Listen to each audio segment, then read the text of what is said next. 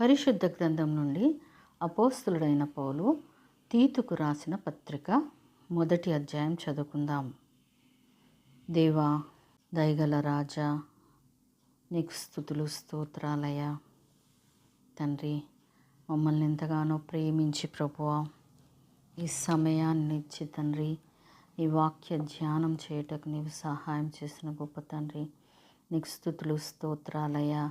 ఇదిగో తండ్రి, మీరు మాలో ఉండి మాతో ఉండి మీ జ్ఞానంతో నింపి నడిపించుమని యేసయ్య పరిశుద్ధ నామం అడిగి వేడుకుంటున్నాను మా తండ్రి. ఆమేన్. పరిశుద్ధ గ్రంథం నుండి అపోస్తలుడైన పౌలు తీతుకు రాసిన పత్రిక 1వ అధ్యాయం చదువుకుందాం. దేవుడు ఏర్పరచుకునిన వారి విశ్వాసము నిమిత్తమును నిత్య జీవమును గూర్చిన నిరీక్షణతో కూడిన భక్తికి ఆధారమగు సత్య విషయమైన అనుభవ జ్ఞానము నిమిత్తమును దేవుని దాసుడును యేసుక్రీస్తు అపోస్తలుడునైన పౌలు మనందరి విశ్వాస విషయంలో నా నిజమైన కుమారుడగు తీతుకు శుభమని చెప్పి రాయినది.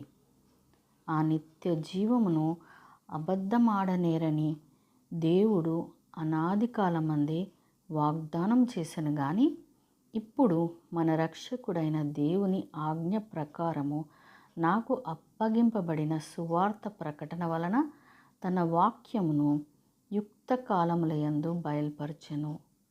తండ్రి అయిన దేవుని నుండి మన రక్షకుడైన క్రీస్తు యేసు నుండి కృపయు కనికరమును సమాధానమును నీకు కలుగును గాక. నేను నీకు ఆజ్ఞాపించిన ప్రకారము నీవు లోపముగా ఉన్న వాటిని దిద్ది ప్రతి పట్టణంలోనూ పెద్దలను నియమించు నిమిత్తమే నేను క్రేతులోను నిన్ను విడిచి వచ్చితిని. ఎవడైనను నిందారహితుడును ఏకపత్ని పురుషుడును దుర్వ్యాపార విషయము నేరము మోపబడని వారై అవిధేయులు కాక విశ్వాసులైన పిల్లలు గలవాడునై ఉన్న ఎడల అట్టి వానిని పెద్దగా నియమింపవచ్చును. ఎందుకనగా అధ్యక్షుడు దేవుని గృహ నిర్వాహకుని వలె నిందారహితుడై ఉండవలెను. అతడు స్వేచ్ఛాపరుడును ముక్కోపియు మద్యపానియు కొట్టువాడును దుర్లాభం ఉపేక్షించువాడును కాక అతిథి ప్రియుడును సజ్జన ప్రియుడును స్వస్థబుద్ధి గలవాడును నీతిమంతుడును పవిత్రుడును ఆశా నిగ్రహము గలవాడునై ఉండి తాను హితబోధ విషయమై జనులను హెచ్చరించుటకును ఎదురాడు వారి మాట ఖండించుటకును శక్తి గలవాడగునట్లు ఉపదేశమును అనుసరించి నమ్మదగిన బోధను గట్టిగా చేపట్టుకొనువాడనై ఉండవలెను.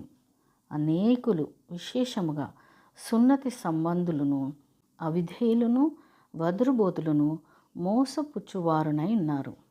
వారి నోళ్ళు మూయింపవలెను. అట్టివారు ఉపదేశింపకూడని వాటిని దుర్లాభము కొరకు ఉపదేశించుచు కుటుంబములనే పాడు చేయుచున్నారు. వారిలో ఒకడు అనగా వారి సొంత ప్రవక్తలలో ఒకడు ఇట్లనెను, క్రేతీయులు ఎల్లప్పుడూ అబద్ధికులను దుష్ట మృగములను సోమరులకు తిండిపోతులను అయి ఉన్నారు. ఈ సాక్ష్యం నిజమే. ఈ హేతువు చేత వారు యూదుల కల్పనా కథలను సత్యము నుండి తొలగిపోనట్టి మనుషుల కట్టడలను రక్షపెట్టక విశ్వాస విషయమున స్వస్థులగు నిమిత్తము వారిని కఠినముగా గద్దింపుము. పవిత్రులకు అన్నీయు పవిత్రములే కానీ అపవిత్రులకును అవిశ్వాసులకును ఏదియు పవిత్రమైనది కాదు. వారి మనస్సును వారి మనస్సాక్షియు అపవిత్రపరచబడి ఉన్నవి. దేవుని ఎరుగుదమని వారు చెప్పుకొందురు కానీ అసహ్యులను అవిధేయులను ప్రతి సత్కార్యము విషయము భ్రష్టులను అయ్యుండి తమ క్రియల వలన ఆయనను ఎరుగమన్నట్టున్నారు. దేవుడు తన పరిశుద్ధ వాక్యమును మనందరి హృదయంలో ఫలింపచేయునుగాక. ఆమేన్.